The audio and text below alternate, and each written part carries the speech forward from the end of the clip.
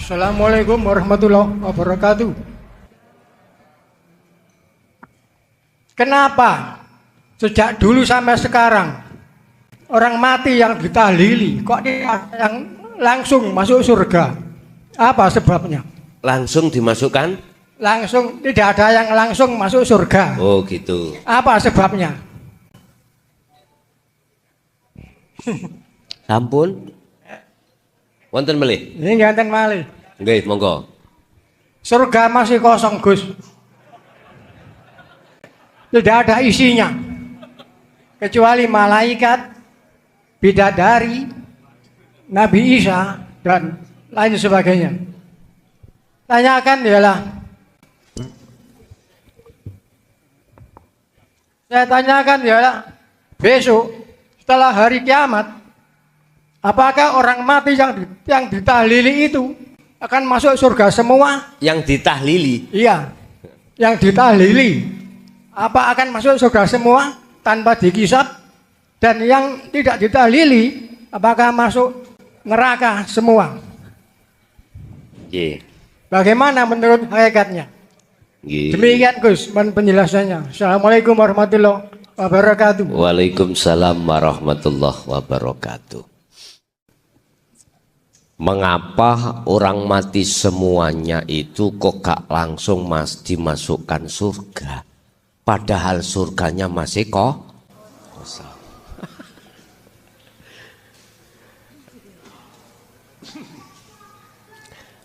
Sekarang manakala saya menjawab dari kacamata syariat dulu, surga dan neraka akan berlaku hukumnya itu syariat dulu Pak. Setelah ada beberapa kejadian masa ke masa. Wa min waraihim barzakhun ila yaumi yub'atsun. Seseorang kalau sudah meninggal, maka ruhnya itu dimasukkan alam, namanya alam barzah, alam pecah, alam barzah. Apa itu alam barzah?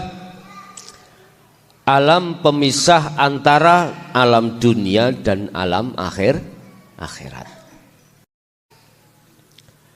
Alam akhirat akan muncul manakala terlebih dulu harus terjadi masa di mana penghangusan, penghabisan semua perkara selain Allah yang disebut yaumil qiyamah, hari kiamat.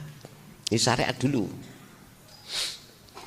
Setelah penghapusan makhluk di bumi seluruhnya meninggal, kiamat, ada alam yang namanya yub'ats, alam di mana dibangkitkanlah manusia-manusia seluruh dunia ini untuk menuju satu tempat yang disebut alam mahsyar, yang sering kita kenal padang mahsyar, oro-oro mahsyar, roh-roh sing podo kesasar. Kok tepak Gus? Tepak no ya. Aji tepak ini. Nah, setelah itu barulah terjadi masa di mana penungguan atas penghisapan. Siapa ketika saat di dunia orang itu jiwanya menyerupai ular, maka dia akan dibangkitkan separuh ular, separuh manusia. Jikalau seperti kuda, maka separuh kuda, separuh manusia. Begitu seterusnya. Menunggu hari-hari penghisapan itu sangat melelahkan. Kata Rasul ada 7 golongan. di mana banyak manusia yang tidak mendapatkan rahmat atau payung minuman kecuali 7 golongan yang akan mendapatkannya. Ketika dia sudah meminum air tersebut dari telaga Kausar, berhubung menunggunya itu lama sekali, dia tidak terasa dahaga, tidak terasa panas karena dapat payungan.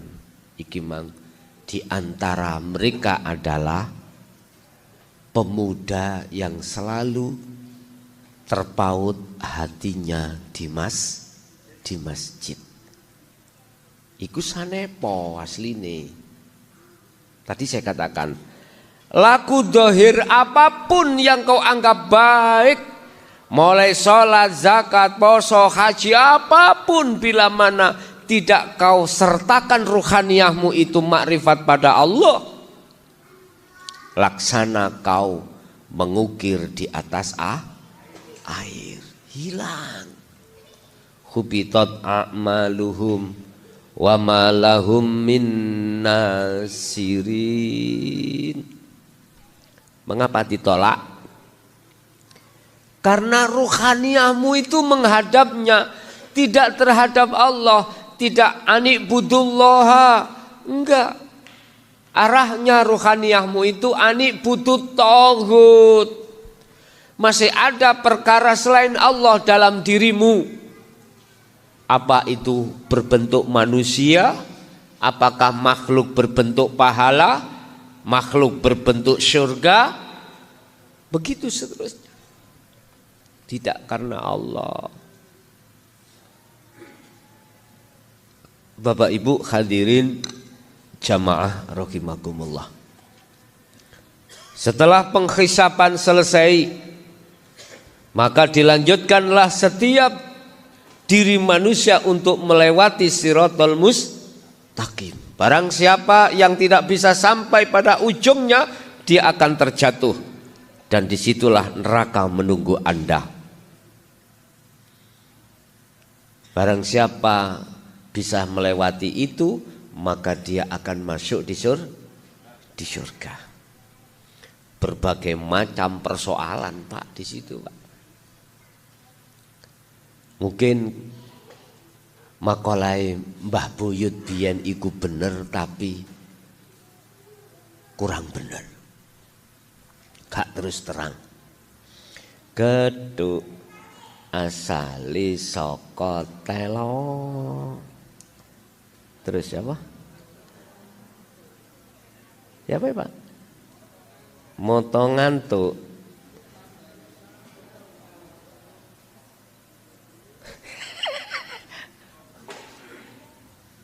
Ini makolai. Siratal mustaqim ya, itu seperti rambut satu disikar, dibelah menjadi 7. Bener tapi nggak plei. Bingung no. Ini ternyata jawabannya. Bukan secara fisik ini rambut dibelah, bukan. Itu adalah nisbat. Nisbat itu tembung. Tembung isyarah. Saking sulitnya untuk melewati sirat itu loh banyak manusia terjatuh. Siapa yang bisa nguwat rambut dibelah menjadi 7 Pak? Enggak bisa. Sebetulnya itu Pak. Artinya apa? Jangankan kau, sudah jelas-jelas Allah menyapa kita lewat kahanan, mohon maaf, situasi di luar sholat untuk bertemu Allah. Jangankan kau bisa lewat itu, diberikan jalan yang termudah, aspal halus. Lewat sholat itu pun hatimu bertemu genderuwo. Nggih mboten. Iki umat manusia apa sebabnya? Karena belum bisa melepaskan diri dari sifat basariah tadi karena menolak ajaran dinul haq. Wis titik, gak kakek cocot.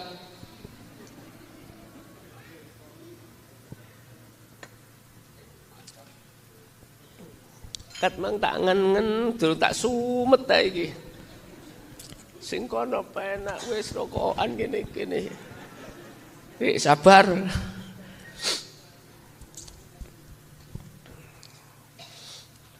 Wong wedok dulu itu orang perempuan nek pilek iku tuku rokok Solo Karang nggih. Tasik wonten lah Solo Karang. Tasik wonten. Di pasar biasa. Kelaras iya, kelorok kelas. Sebab saya dulu punya Mbak Yu namanya Halimah niku. Kula nggih heran. Kakak ipar kula niku rokokan. Mbak Yu kula kok melok rokokan. Tak delok rokokane kaya dawa ngene kaya oncor. Ternyata itu untuk tombo pilek. Pun. Wis iku mang cara syariat. Saiki hakikat. Mengapa tidak langsung dimasukkan ke surga? Kata siapa?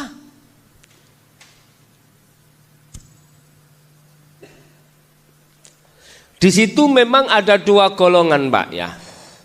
Ada golongan ruhaniyah itu dimasukkan alam barzah, yang golongan satu dimasukkan alam lahut. Siapa di dalam alam lahut itu? Yaitu perbedaan antara alam gelap dan alam terang. Gini Pak, di dunia ini ruhaniyah Allah kelompokkan itu menjadi dua. Satu basirohnya buta, satu basirohnya itu tidak buta terhadap Allah. Satu di dunia itu sudah bisa sampai pada Allah, yang satunya tidak bisa sampai pada Allah. Makomnya masih ono nisor, masih di bawah. Sebab penolakan petunjuk untuk sampai pada Allah ini loh Pak. Akhirnya dia sampai mati. Hatta zurtumul maqabir. Allah dawuh sampai mati. Mengapa yang golongan yang satu tadi yang disebut sebagai golongan aulia, kekasih Allah dari unsur nabi dan rasul dan para wali, ala inna aulia Allah la khaufun alaihim walahum yahzanun. Mengapa dia langsung yang menjemput itu mohon maaf bahasa syariat sing jabut nyawani kekasih Allah itu Allah sendiri tanpa cak Jroil gak teko. Enak no Israel. Jadi sok rokokan sok apa langsung gaenane Gusti Allah sendiri. Nggih Pak. Para kekasih Allah itu yang mencabut itu langsung Allah. Artinya apa sih kok langsung Allah? Israelnya wis gak ono, gak ada. Bagi hati yang sudah di situ. Terus Allah letakkanlah ruhaniyah ini di dalam alam lahut. Alam yang cara bahasane wong syariat itu surga. Ya, surga itu. Karena di dunia dia sudah masuk ruhaniyahnya. Lah bertemu Allah. Di musyahadah Allah. Di rahmat Allah. Yang kedua, dia itu barzahnya di dunia sudah tebal Pak. Apa sih barzah itu? Barzah adalah dinding. Dinding yang tebal yang membentengi ruhaniyahmu itu sehingga ruhaniyahmu tidak bisa sampai pada Allah. Ketika saat di dunia barzahmu sudah tebal, sudah hancur. Ini loh Pak, barzah itu yang kusebut apa sih penghalangnya ruhaniyah pada Allah? Ternyata jawabannya adalah syahwatut dunia. Udah hati sampean sudah tidak kena kebiare kuwi. Udah. Lucu nek Gusti Allah iku nglebokno barzah lagi. Ya lucu. Lucu sekali. Enggak mungkin itu dilaksanakan. Makanya mengapa dijemput Allah sendiri? Dijabut Allah sendiri secara syariat. Tanpa melewati malaikat Israel. Karena tidak mampir terhadap alam barzah. Di situ sudah ada di surga. Di dunia ini jenengan hakikatnya sudah masuk surga rohaniah. Boleh jasmani masa ada di dunia, tapi rohaniah sampai sudah di surga.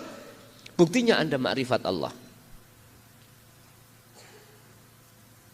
Makanya Rasulullah berpesan, maksud sallu kama ra'aitumuni usolli, maksudnya apa? Gini, jadikanlah hukum syariat yang ada pada dirimu menjadi hakikat supaya bisa sampai ke makrifat Allah. Di situ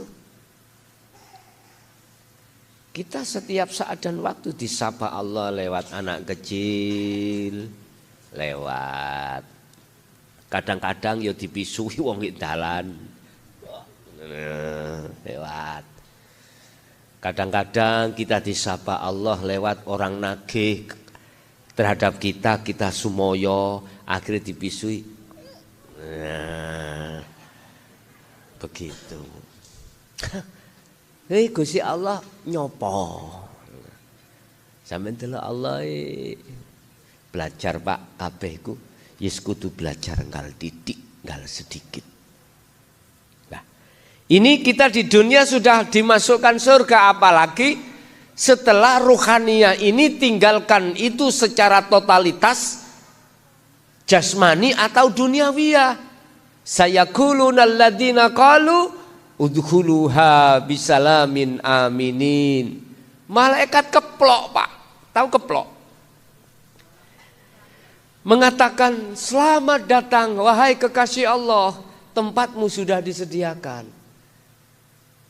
Tidak bertanya merebukkah? Enggak. Sebabnya ketika di dunia Anda sudah tahu hakikatnya Allah, kalau ketemu Allah umpama guyon-guyonan ya. Makanya apa malaikat mungkar nakir kejeme koyok ngono sik wedi ambek hambane Allah situ. Sayyidina Umar. Heeh. Gampangnya Sayyidina Umar sampean wis suruh Gusti Allah. Umpama takoni, ditakoni umpama takoni, kuwi iki lho nakoni aku, kuwi ngerti aku sapa? Wis mbawulet ngene Pak, bingung mungkar nakir iku, bingung pol. Akhirnya wadul yang Gusti Allah, Gusti ada hambamu yang kutanya bulet kaya entute, kula dipengin bingung kula. Sapa? Ya kae. Berarti bahasa syariat Sayyidina Umar. Kula malah diplototi dijak gelut kula malahan gini. Syariate, hakikate para kekasih Allah. Gak mungkin itu terjadi Bapak Ibu, gak mungkin. Karena apa? Barzahmu di dunia sudah kau hancurkan. Kecuali yang kedua, wa minhum man haqqat adz-dhalalah, haqqat kekeh. Hatinya mengikuti nafsunya. Ini di dunia belum hancur barzahnya, urusan duniawiyah, akhirnya meninggal hatta zurtumul maqabir, masuk di situ. Dia jawab apa? Inilah Pak yang sering kukatakan. Qad khasiral ladzina kadzdzabu biliqa'illah. Sungguh sengsara, sungguh corong getun iku nemen getune itu loh. Sungguh sengsara bagi orang-orang yang ketika saat di dunia iku mendustakan biliqa'illah, tidak melakukan pertemuan terhadap Allah, tidak mau kembali. Bertemu terus ambek si pabrik, uang, was. Subhanallah, bojo gak terima ning satu kota. Ngaji Banyuwangi duwe bojo, Jember duwe bojo, di mana Pak? Sidoarjo duwe bojo nelecek. Ya Allah, luar biasa. Akhirnya apa? Allah katakan, hatta idza ja'athumus sa'atu baghtatan. Nanti kau akan sadar kalau selama ini kau berlaku di atas jalannya nafsu, manakala perkara yang mengagetkan itu datang apa? Kematian. Nah, kematian alias ajal. Langsung Pak, cara laptop itu dibuka seret.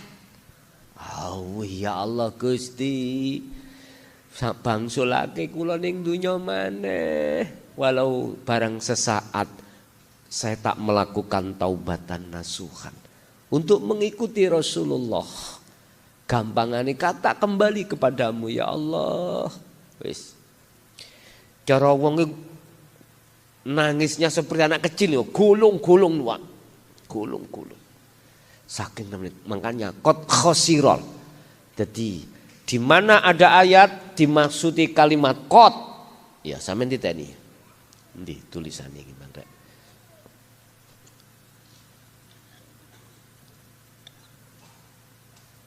Motoku sing gak ketok ta. Lah wong diselikno ngono ya.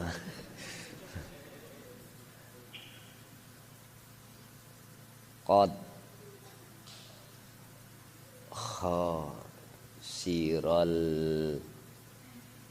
hasiral ladzi nakadzabu.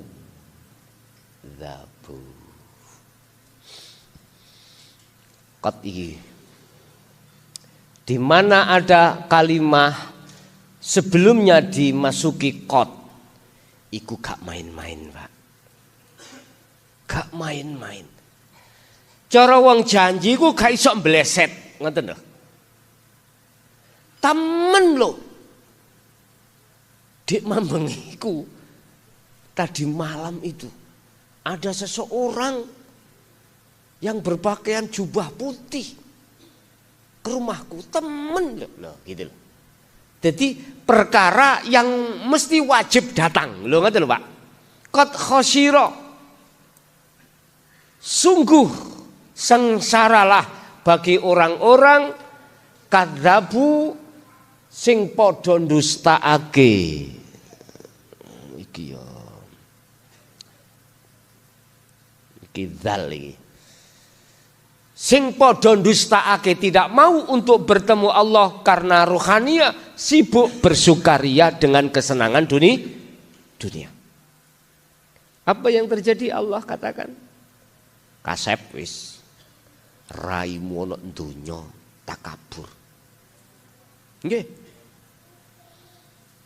Sudah saya katakan setan niku musuh-musuh nyata. Kamu kok gak tahu itu? Tahu setan, Pak? Ini jengklek-jengklek ini setan. Lho nggih. Wis, lihatan apa Azazel disebut syaitan itu hanya karena aba wastakbar. Di dalam dirinya merasa lebih baik, lebih apik, lebih pinter, lebih kaya dari yang lain. Itu adalah takabur. Kadang-kadang takabur muncul karena kita punya ini, punya itu. Berarti sampe nek kepingin roh setan sing nyoto ya raimu iku. Paham nggih? Umpama sampean ngilu kaca benggala, raine sampean gak ketok rai sampean. Jadi kita itu ketok mbuh dadi ula, mbuh apa, seperti itu Pak. Makanya ya Allah, saya punya kakak namanya Khazinatul Asrar dulu. Kakak saya, cuman kakak ipar. Beliau putranya Mbah Syarif Pasuruan yang menikahi Mbak Yu saya. Dia itu kalau masuk masjid Jumatan nangis. Mengapa? Ditanya. Ternyata kepala orang itu bukan orang. Ada kepala anjing, ada kepala macam-macam. Tapi beliaunya sudah meninggal. Itu kasaf Pak ya. Itu kasaf, itu ma'rifat ya. Itu kasaf. Jadi Gusti Allah membuka mata hatimu, kekasafan makhluk, gaib makhluk kebuka. Akhirnya nyawang wong iki wajahnya itu sesuai dengan sifatnya ruhaniyah. Itu seperti itu. Jadi sifat ruhaniyah kita misalkan serakah misalnya muncul serakah, akhirnya mana hewan yang serakah. Gambari wonten mriku ulaika kal an'am balhum adhal. Di situ seperti hayawan, bahkan lebih daripada hayawan. Bapak Ibu, mereka ini sudah tidak bisa dikasih Allah kesempatan. Manakala dikasih kesempatan, ya tetap melakukan seperti awal. Buktinya mana? Kita di dunia ini sudah dikasih wejangan, dikasih ajaran, tuntunan, hidayah. Mengapa dia menolak? Haqqat ad-dhalalah. Dia bersikukuh untuk tidak mau menerima ajaran Rasulullah ini. Dia lebih suka bersukaria dengan kesenangan dunia. Lah ini sudah buktinya. Barulah ini yang akan dimasukkan alam barzah. Terus para syair ada yang berkata, ben malam Jum'ah ahli kubur mulih nang omah. Lah ngoten nggih? Ini Pak, ahli kubur yang sudah dimasukkan alam barzah sampai nesing metu boleh, nggak iso Pak. Keluar dari alam barzah nggak bisa. Kecuali beliau-beliau yang ada di alam lahut, para kekasih Allah itu yang diizini Allah untuk ke ahlinya. Lewatlah mimpi kadang-kadang ya. Lewatlah ketika saat sampai Solo, masuk di situ, macam-macam. Baru beliau inilah yang diizini Allah untuk ke ahli-ahlinya. Bapak Ibu hadirin, makanya jangan sampai salah faham. Jadi memang betul surga itu masih kosong, tapi bukan berarti di sana sekarang tidak ada penghuninya, ndak. Dialah penghuninya, baik yang di dunia maupun sudah di akhirat, sudah meninggal. Sebetulnya hakikatnya sudah di situ. Sudah di situ. Cuman merekalah yang masuk dalam golongan wa minhum man hadanallah. Merekalah yang mengikuti hidayah Allah, petunjuk-petunjuk dari Allah. Itu yang pertama. Terus yang kedua, apa mau rek? Hah? Oh, yang ditahlili. Apakah yang ditahlili itu semuanya akan bisa masuk surga? Dan yang tidak ditahlili itu masuk neraka? Pak, nyuwun sewu Pak. Idza mata benu Adam ing qata'a, tatkala anak putu Adam itu sudah meninggalkan dunia, maka terputuslah semua urusan-urusan kecuali tiga perkara. Apa itu? Pertama, sodakotin jariyatin. Miturut hakikat orang itu kalau masuk barzah nggak ono sing masuk kriteria itu, sebab masih karena ganjaran. Kedua, au ilmin yantafa'u bih, ilmu yang bermanfaat. Tidak ada, karena kau ketika saat mulang itu sikrono sakliyane Allah dengan bentuk dirimu yang merasa yang memberikan petunjuk.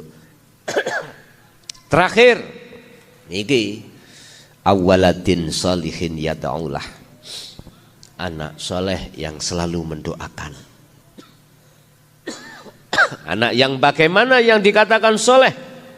Itulah anak yang rohaninya sudah mencapai makrifat pada Allah. Akhirnya berhubung gak makrifat, ngundang tonggo-tonggo nih sing akeh dengan maksud barangkali ada salah satu tetangganya yang makrifat. Aku yakin siapapun Anda, tatkala Anda diperintah, Anda sudah duduknya rohaniyah sudah sampai makrifat pada Allah, ketika berzikir la ilaha illallah secara jahri, pasti rohaniyahmu itu menyertakan sirul asrar untuk makrifat Allah. Nah ini mangkane nek ngundang tahlilan ojo situk loro kiwa tengen tok, sak desa iku undangan kabeh. Mun jenenge bejan-bejan, Pak. Sak desa gak ono blas, yaiku geblake embing ya.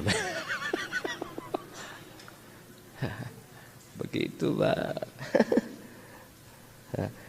Kalau dia itu punya anak yang seperti itu, walaupun dia di alam barzah, maka Allah akan mengampuni. Karena apa? Karena hakikatnya bukan anak itu yang menolong. Hakikatnya adalah Allah. Karena anak itu kan sudah lebur toh makhluknya. Di situ, Pak. Terus apakah yang tidak ditahlili itu tidak akan bisa masuk surga alias semua ke neraka? Ya belum juga, belum tentu. Kalau di dunia jenengan sudah sampai pada Allah, lah apa adek dituntun? Wong motone ora rapi. Meripat itu tidak wutoh. Mata kita, mata basiroh Anda, ruhannya itu tidak buta. Mengapa harus dituntun? Wong sing nuntun tambah kocluk. Akeh-akeh. Sing dituntun gak wuta, sing nuntun wong wuta. Ya iki cara murid mbedheki guru.